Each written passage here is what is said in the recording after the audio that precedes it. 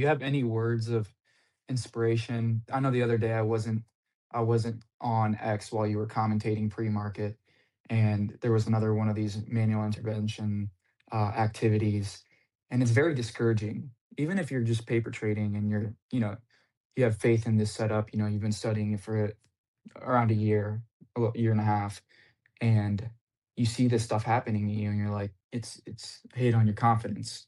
It's a crazy world we're living in right now. You open up the news and you're like, you know, Well, the encouragement comes by way of seeing while they still exist, they've always existed, but they're just on steroids now. There's a whole lot more vested interest for them to move it further back to scoop up more liquidity, to knock out individuals that may have been a little bit more generous about their stop loss not being moved so aggressive. So by keeping tabs on how often it happens and how often everything else works, you'll see that there's really no reason for you to be scared. There's no reason for you to be talked out of doing it. You're going to get tripped up sometimes. You're going to get stopped out. You've seen examples of me getting stopped out.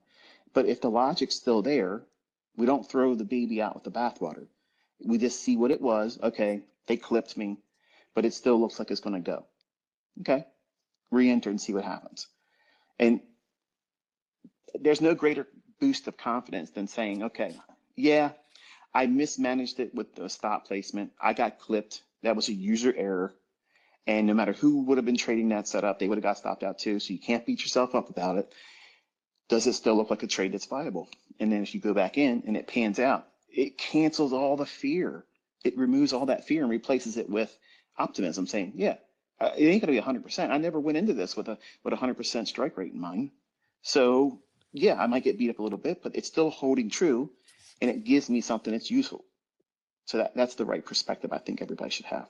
yeah, I think on one end, it's a little discouraging practicing it as a beginner, but on the other end, it's literally proving in your face the things that are happening.